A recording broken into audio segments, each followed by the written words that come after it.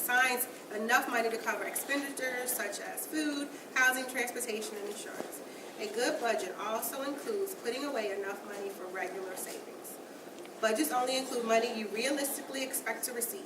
They don't include unforeseen bonuses like chance, inheritance, or winning the lottery. Can I make Of course. I had to teach my niece one time, she bought a car, and then she was driving all over the place for friends, and I tried to teach her, that car's like a bank account. It's only got so much money in it, or miles in it, so you gotta budget how you use your car, and you don't just run your girlfriends around willy-nilly. So, You got to do oil changes and gas. So you could say, when you buy a car, it's like having a net sum. That car's never gonna get more in it.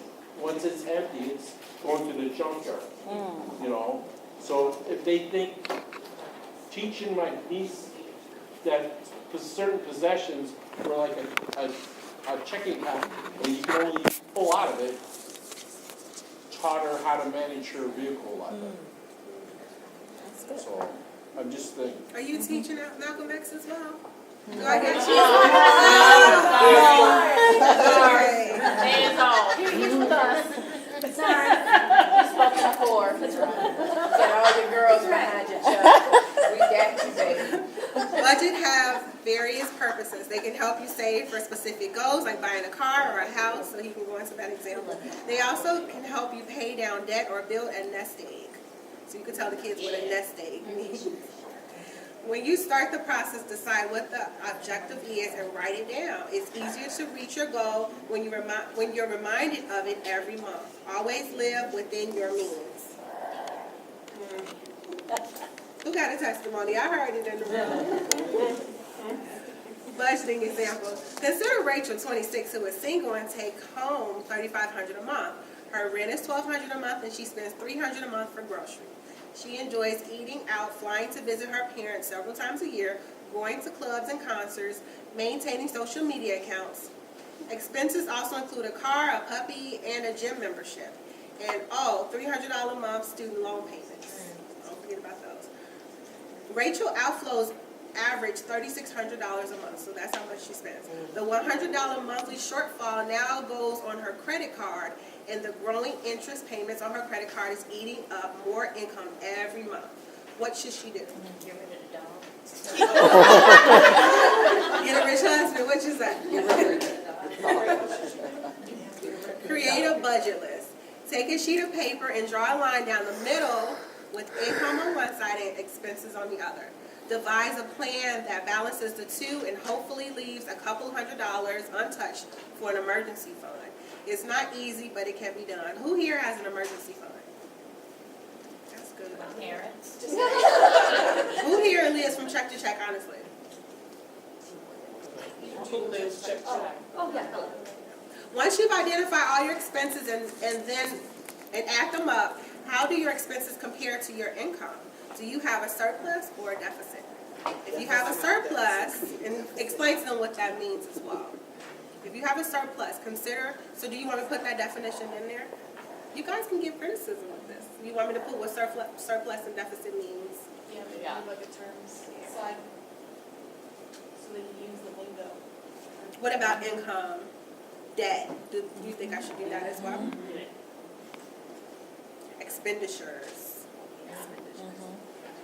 Okay.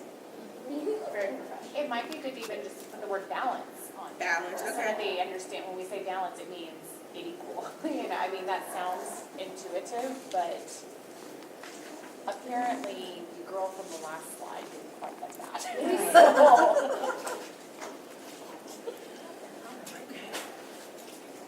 If it is a deficit, study the expenses and decide what to cut.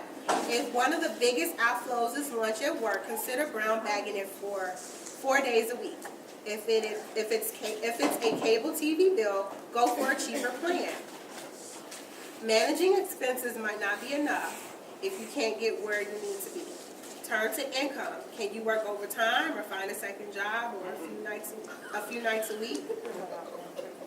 Does that work? Tasha doesn't want to work. Look, But their parents might be doing that though. You know, they might see their parents working twice. Your income should always exceed your expenses.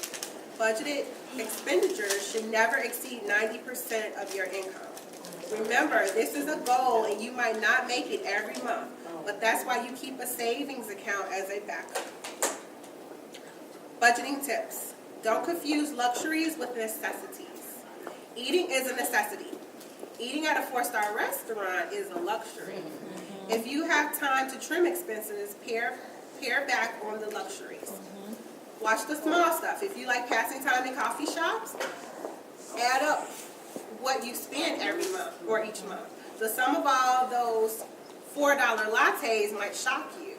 So drink water sometimes or work at home and make your own coffee. Restrain yourself. Just because you earn a raise doesn't mean you have to find new ways to spend money. Consider saving part of it and contributing more to a workplace 401k retirement plan. So maybe I can even give what that means. Sure. Are we going to talk about retirement? Will we be talking about retirement at all? We're going to be talking about vacation. So maybe, I believe Fidelity was going to talk about. yeah, that's true. Fidelity will. Fidelity. And I'll make sure to mention that to them.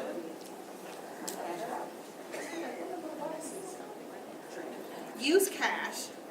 Credit and debit cards are great conveniences, but also easy to overuse.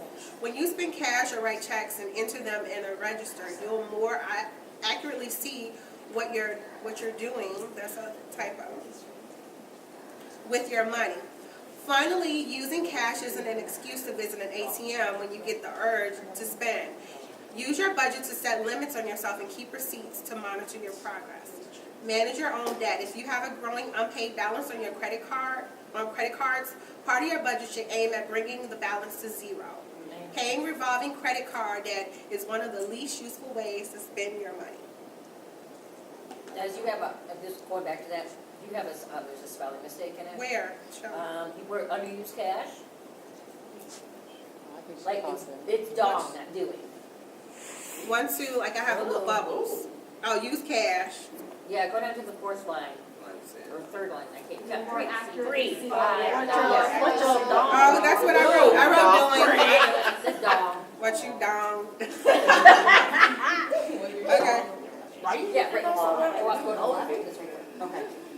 Saving money is so important for many reasons. It is important because it aids in the safety and security of your family when emergencies come up. It may be hard for you to gather when your regular household expenses. So maybe going to examples like a tire got flat or something like that, and you had to pay for that, or if at all possible, you should have a savings of 3 months worth of your expenses to help in case of emergencies. Another important. Any questions? I've heard the recommendation is 6, but. Increase 6. Okay, put it to 6. Yeah. Shoot for 6. Yeah. Definitely agree.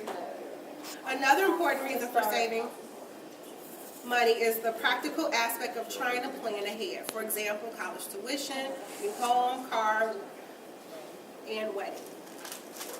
See that? Having a savings will take some of the load off when making big life decisions. Finally, saving money can be an important part of just enjoying life. Taking a trip to Disney World is a lot more enjoyable when you know that you have paid for the trip with money from savings, as opposed to using credit card and having to pay for the trip for years to come. Going on a vacation. When a person travels, have you ever thought about what goes into preparing for a vacation? Do you think about the amount of money being spent? Do you think about the amount of time it may take to save for a vacation? When going on a vacation, remember to set a price point, research your destination, use budget tools, look for alternative sources of income, save every single day, have fun on a budget, and be inspired. So I went into some vacation statistics that may shock you, because you'll find out that Americans don't always go on vacation as much as compared to other countries. Americans are not always likely to take vacations, and why? According to the Center for Economic and Policy Research, U.S. is one of the few countries that doesn't guarantee paid days off. In fact, 1 in 4 Americans get no paid time off. In comparison, workers in France are given 31 days of paid time, Japan 10, Italy 31, and Canada 19. So you might want to move. 75% of employees with paid time off didn't take all of their vacation. And why? Some people are afraid of being away from the workplace, worried that no other employee could do their job. Raise your hand if you're like that. Are you like Can that? we put it down? I'm thinking about taking vacation too, so. So worried that they could lose their job when they're out of office. Studies show that 1 out of 10 individuals claim they can't relax while on vacation because they are constantly checking their emails or phones. Who's that type of person? Are you? I did, I just got home from vacation, I sent I don't know how many emails.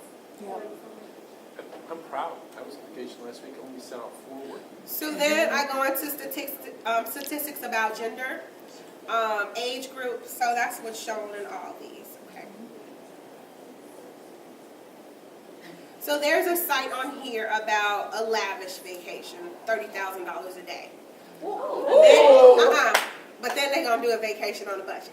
So I'm gonna pass around a sample, like a sheet that they're supposed to do, because remember we said you write down what all your expenses are on one side. So I'm gonna bring that over.